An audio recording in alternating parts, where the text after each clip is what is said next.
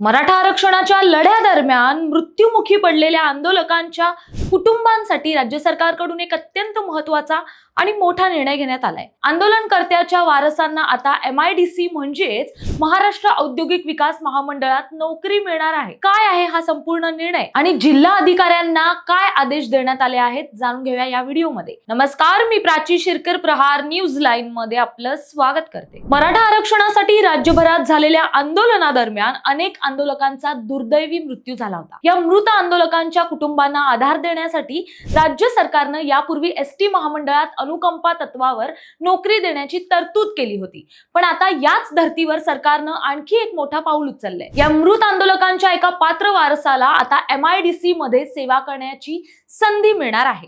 राज्य शासनाच्या सामान्य प्रशासन विभागाने या संदर्भातील एक विशेष परिपत्रक जारी करून अधिकृत घोषणा केली आहे। काही दिवसांपूर्वीच मंत्री राधाकृष्ण विखे पाटील यांनी मराठा आंदोलक मनोज जरांगे पाटील यांची भेट घेतली होती। या भेटी दरम्यान त्यांनी आंदोलकांच्या कुटुंबांना न्याय देण्याचं आश्वासन दिलं होतं। आता केवळ आश्वासन न ठरता प्रशासकीय पातळीवर या निर्णयाची अंमलबजावणी अत्यंत वेगाने सुरू झाली आहे। सरकारनं आपलं आश्वासन पूर्ण करण्याच्या दृष्टीने हे परिपत्रक काढून प्रशासनाला कामाला लावलंय। हा निर्णय कागदावरच राहू नये म्हणून सरकारने राज्यातील सर्व जिल्हा अधिकाऱ्यांना युद्ध पातळीवर काम करण्याचे आदेश दिले। सामान्य प्रशासन विभागाच्या आदेशानुसार प्रत्येक जिल्हाधिकाऱ्याला आपल्या जिल्ह्यातील मृत आंदोलकांच्या वारसांची तात्काळ आणि कायदेशीर पडताळणी करावी लागणार आहे। ही पडताळणी अत्यंत काटेकोर, अचूक आणि पारदर्शक असणार आहे, जेणेकरून खऱ्या आणि पात्र वारसालाच याचा लाभ मिळेल। चौकशी पूर्ण झाल्यानंतर पात्र वारसांना जिल्हाधिकाऱ्यांमार्फत एक अधिकृत प्रमाणपत्र वितरित केलं जाईल।